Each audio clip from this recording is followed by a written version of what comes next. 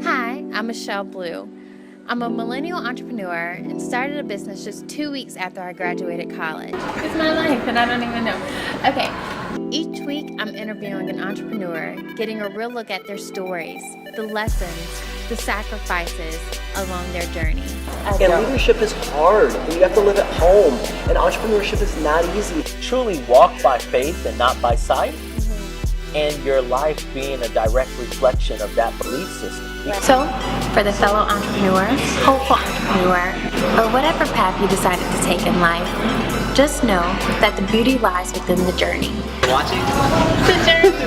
The journey. All right, I'm going to leave you watching. All right. Well, he's way cooler than me, so. Oh, we're gonna be on it. We also said we're working. Like we said, we're gonna get an island. It's gonna be called Bluish Island. Nice, I like it. So I know. So we're working on that. But one thing that I love about you, Marshall, that's kind of like kept you top of like mind all these years is that you have been like so diligent with like I don't know if it's quarterly that you send out updates to like some of your close friends and supporters and mentors, like giving an overview of like Vestigo, right? Like what are your projections, what are your goals, and then some of your challenges and people within your community can help you. And I think that's so important as an entrepreneur because it also opens you up for help, right? And it keeps you top of mind, but it allows you to be like, okay, this is what I'm struggling with in my business. Like, this was the goal. We didn't make it because of X, Y, and Z. If you know anybody, like, please connect me. How do we move forward in this? And I think that's something you've done really well is like utilizing your community and something I definitely need to take note of. I think other entrepreneurs can do too. Thanks, I really appreciate that. It's really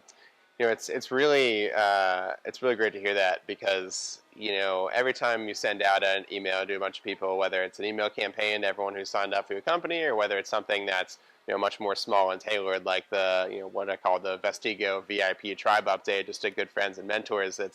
You never really know, like, does anyone actually read this? Yeah. So it's really great. Right. Yeah. And I don't use MailChimp for it because I keep it super personalized. So I don't even get the stats on who opens it or who reads it. So it's really nice to hear that you keep up with it and that it's made a big impact for you. So thanks. I really appreciate it. That's a tip that we can like share with other entrepreneurs. Like reach out, like keep people updated on your status and what you're doing.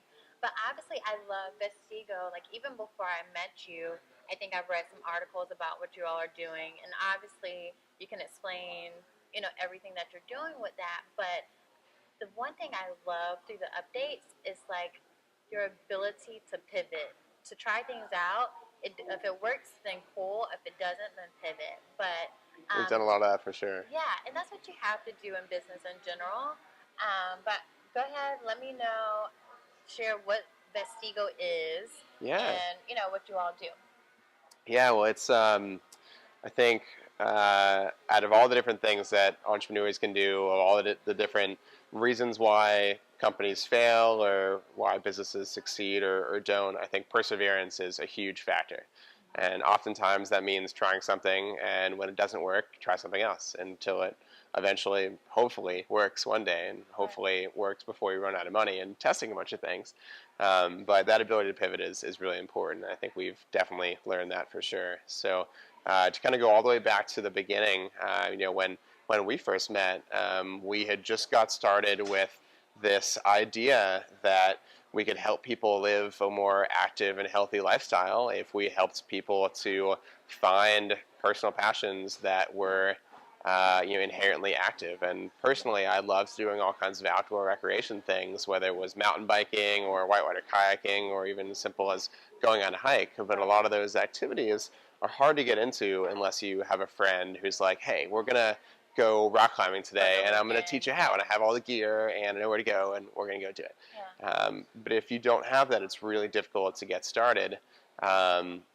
And I had worked through the University of Georgia through my time as a student. My campus job was for the outdoor rec program, where we were guiding students on all kinds of outdoor trips for the first time, and we were kind of a resource to do that kind of thing and teach students how to experience that, even if they didn't have that friend that could show them. But I realized that if you're not a part of a university that doesn't have, or a part of a university that has a organization or program like that, then it's hard to find those types of activities if you don't have a friend who can show you. As an adult, it's hard because those things are not just like packaged and given to you. Because I did some of those, like some of the activities that UGA offered, and so you're like, okay, great, but then you go into adulthood and you're like, oh, but I still want to go, kayaking for the weekend. It's like, I still want to, have more experiences. Yeah. But planning that out and like you said, the equipment and the time and everything that it takes to actually do that takes time. Right, and even if you like go online and search, rock climbing guides in Georgia, like you probably won't even find anything because usually rock climbing guides are really expensive, and in Georgia there's great rock climbing, but not as good as in Colorado. So a lot of the companies that focus on that, they get a lot of business, are out west. So you probably couldn't even find like a commercial option to go with. But there are thousands of, to use rock climbing as an example, thousands of rock climbers here in Atlanta that would gladly use a Saturday or a Sunday to teach someone who's never been before, who has the gear, and use it as an opportunity, one, to share their passion for rock climbing, but also to make an extra couple of dollars on the weekend. And there's no marketplace to help those individuals do that. Right. So we wanted to create a platform that would pair those types of guides, whether it's rock climbing or any other outdoor sport, with people who just want to learn how to do that, that want something fun to do on the weekend that's not another baseball game or Top Golf or bowling or the traditional stuff, and use that marketplace as the resource to connect the two. And you say that, okay, so obviously you like leading these excursions, like that's pretty low cost. But to actually build out a full marketplace and to do the marketing around that, like that's obviously where the business is built, right? But how did you even get the money to start that? And how did you get the money to continuously grow it? Yeah, well, that was one of the reasons why we pivoted, actually. So, building a platform is very difficult because you have to cater both to the supply and the demand and get them together at the same time in the same place. And that's a problem that the best solution is to put in a large amount of capital for advertising and getting the word out to both sides of the market at the same time in the same place. And we tried to do kind of different ways to kind of jumpstart that.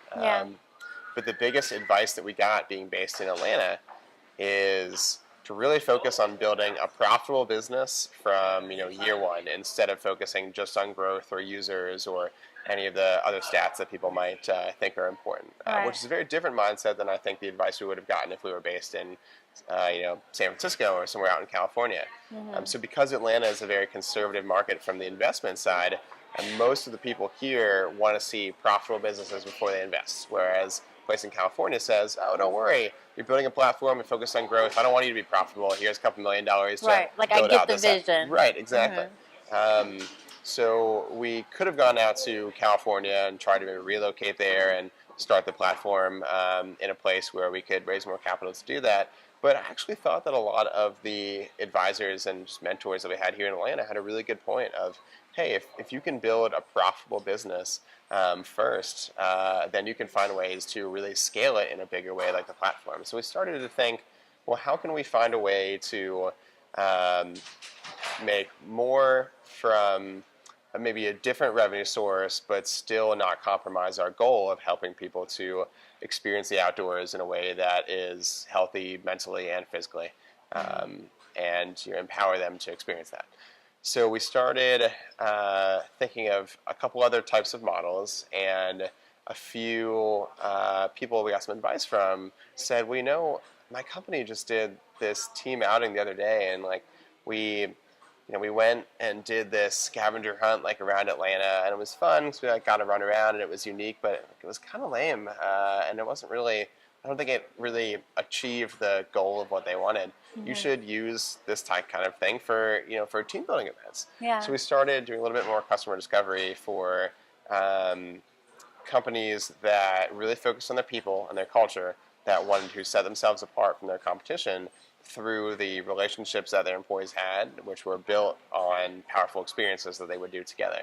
So we started to facilitate some of the same kinds of experiences, but instead of for individuals, it'd be for the entire team as a way to get out of the office and do something that challenges you to get outside your comfort zone and learn something new in a way that a lot of psychology research has proven is one of the most powerful ways to actually form personal connections. When you do something different, unique, oftentimes challenging, together with someone else, that's the best recipe for personal connection.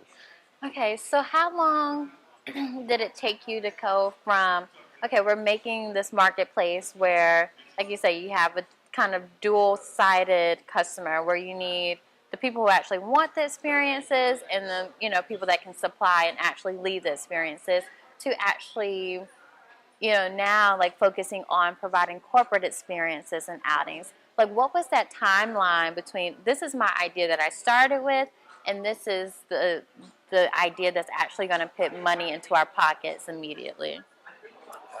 So it was longer than it should have been. Yeah. What happened was we started exploring, and I'll call these two different revenue models, B2B versus B2C. So the B2C platform, business to consumer, was us focusing on reaching out to individuals to go on trips with local guides. And the B2B side of the business is business to business, where we're working with other businesses to provide these types of experiences as team and culture building. So those are usually the terms I use to describe it. We started doing the B2B side, we're working with companies at the same time as when we were pursuing the B2C side as a test. We didn't want to just give up completely what we were doing and transition into this thing that wasn't tested. So we were doing both at the same time, and we had an amazing first client. It's actually an accounting firm here in Atlanta called Bennett Thrasher, where we created this amazing series of experiences for them where we actually helped them to section hike the entire Georgia section of the Appalachian Trail throughout 9 different individual sections where 15 different people would come out for each different hike on a different section, and we wouldn't have to backpack or camp out overnight. It would just kind of be like relay race style. One team would do one section, and then next week another group of people would do the next section, and it was throughout the course of a couple months in the summer during their downtime.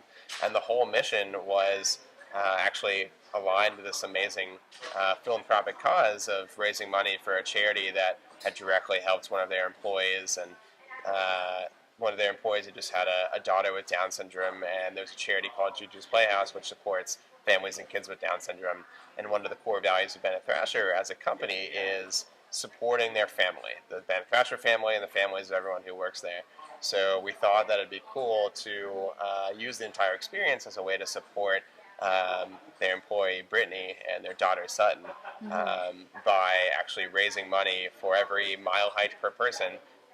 There were kind of internal pledges and ways to kind of support Juju's Playhouse through the progress we did on the trip. So it was a really awesome individual set of experiences, but a really powerful group story that all created a really amazing outcome for the company. But also from the revenue perspective, we realized that we made more from this one individual B2B engagement than we had the entire year from the B2C platform model. And even though it was definitely a longer sales process to get that started, it was way easier to work with one company that then invited their 300 employees to do these set of experiences than it was to reach out to 300 individuals to come on these trips through the platform.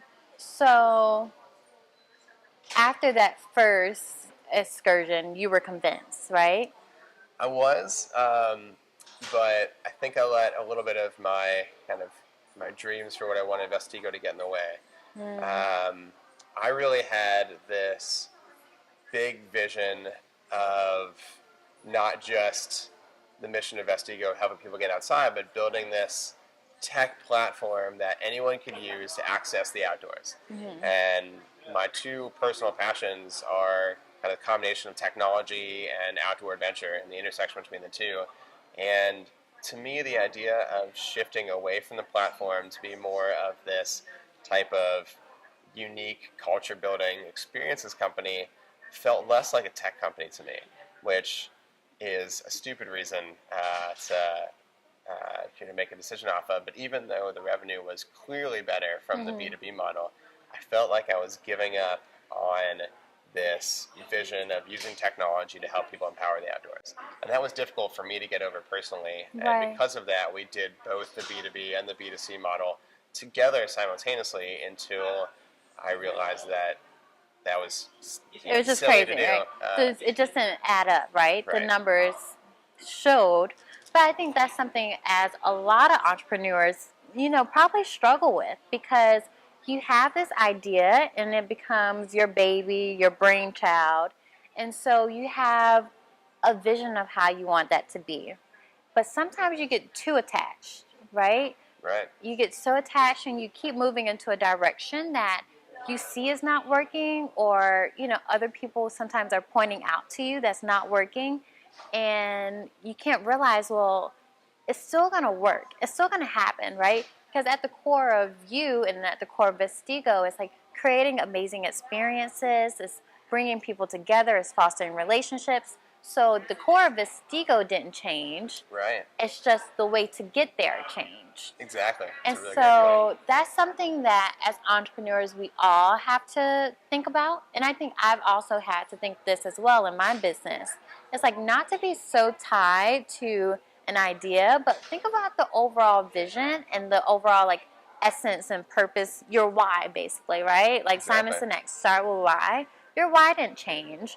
My why didn't change, but sometimes the way to get there, looks a little bit different than we initially visualized. Exactly, and it's funny you say that because I had a mentor tell me that exact same thing. Dave Payne over at the Switchyards, who is a huge resource for any B2C company here in Atlanta, was telling me that the exact same thing, in the sense that a lot of people get really bought into this mindset that the solution that they made to a specific problem is that's the way that they want to go about solving this problem. Way or that's no their way. baby. Yeah. But in reality, the problem is really the big thing that people are passionate about, that they want to focus on. And to me, I let my kind of emotions get in the way of realizing that we were still solving the same problem, just in a different way. Mm-hmm. And that the core of why we were doing what we were doing was still the same, just a different approach to the exact same thing. Yeah.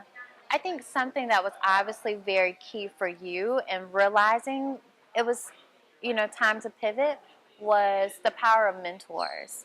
Yeah, absolutely. And I always advise people, you have to have mentors, and they don't necessarily have to be in your industry, but they have to be able to provide some wisdom and perspective, because you're working this every day. So you're so honed in on Vestigo, this is how it should look, this is how it should run. And someone else separately can be like, but have you tried this? Have you considered that? And so it provides a different vantage point, and it helps accelerate you and your business, right? Absolutely. Because without the mentors, you would have continuously been you would have gotten it at some point, right? No, without the mentors, I'd be homeless on the streets. Right. Eventually something would have clicked, right? It may not have been B2B, but something would have been like, okay, well, let me test out something differently, because this is not making the money that we initially, thought we would. But the power of mentors and having that perspective along the way is so important. You have to be candid. Absolutely, and that goes back to what we were talking about at kind of the beginning of our conversation, where every month I send the Vestigo VIP Tribe update to a collection of mentors and advisors who have all played a really big, big or small, but supportive role in Vestigo. So anyone that has given really great advice or just really believed in what we were doing, that is a really great mentor or advisor type figure, we add them to that email, and every month they can stay up to date with what we're doing, both our progress and our failures, and really have an audience to convey that content, that information to, so that the majority of times when I send that out, I might only get one or two responses. But those responses, whenever someone sees something in that update or some thing they think they can help with, they'll send any way that they can help. Right. And it's a really great way to keep all of the mentors, people who really believe in you, in the loop. I think it goes back into another principle as well that one of my professors used to always say. It's fail fast, because by you seeing, okay, you got your product out there, you went to market, You saw that this didn't necessarily work how you thought it was. So, failure, but it got you that much closer to your success, well, the sweet spot was for your business, and can move on and grow. So I think those are, I mean, a lot of good points. Fail fast, get mentors, and even within your mentors, actually like open up and be transparent enough about what you're going through, what your pain points are, so they can actually help, right? And then that's the last part, to actually pivot. When you see it's not working, actually move past that and explore different things. Because if not, you just won't know. Exactly. Yeah, just trying a lot of different options and failing fast is super important. Yeah. Just because oftentimes it takes so many iterations of so many different things that if you spend too much time on one thing, then you just won't have enough time or effort or money or resources left to do the amount of different testing or iterations you need to eventually figure that one thing out.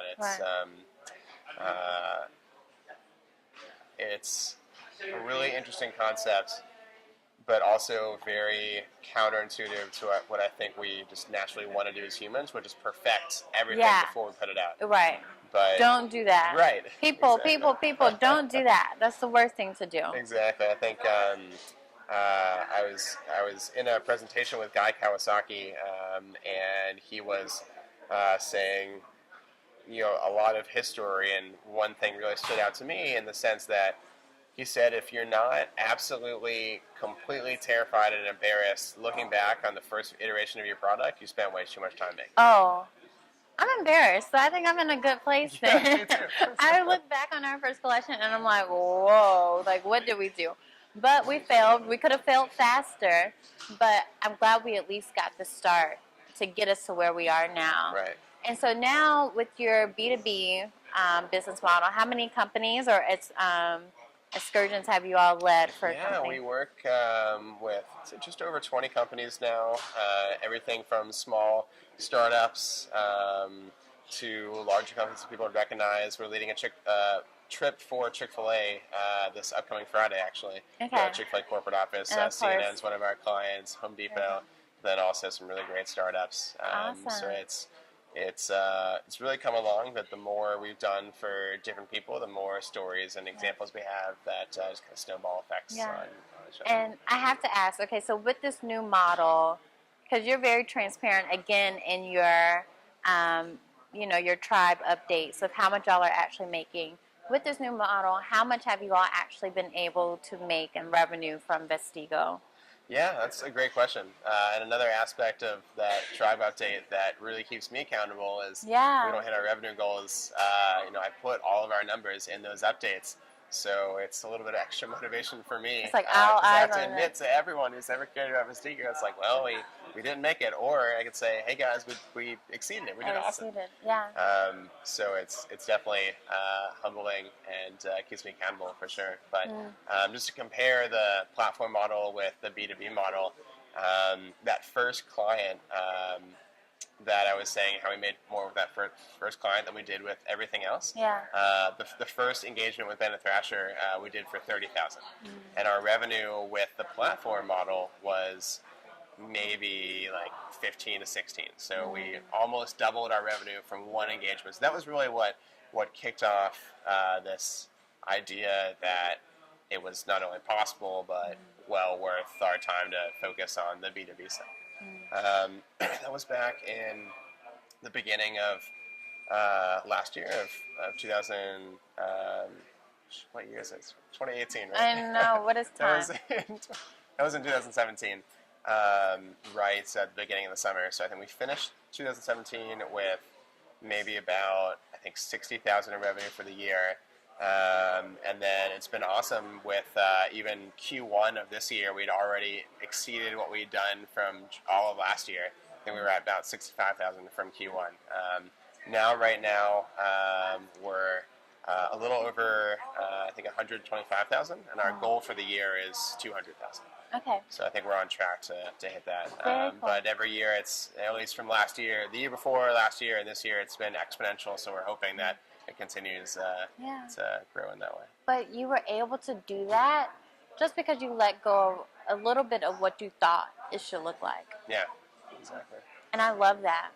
Thanks. Very cool. Okay, so Marshall, Well, before I let it I come, did realize that whatever I think is right is always wrong. So, there you go. I always tell people, I'm like, realize I know I know nothing. Right. I'm like, people, don't give me any responsibility because I don't know, like, and that's the position you should take in business.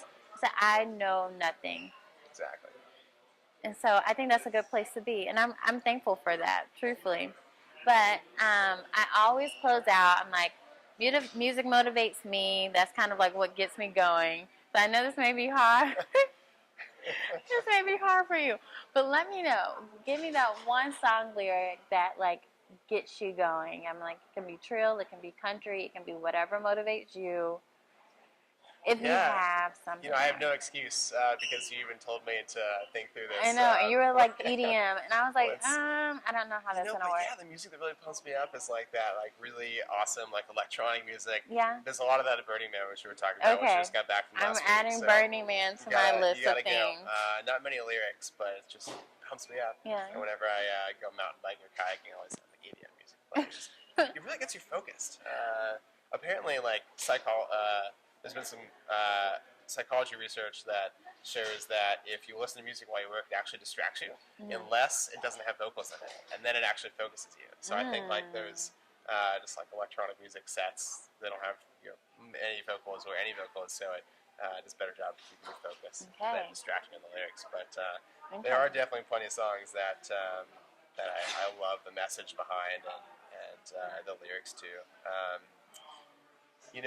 Just with my name being Marshall and my last name being Mosher, a lot of people call me Eminem. So there's, I feel like I have to use an Eminem song. Some little connection. Right.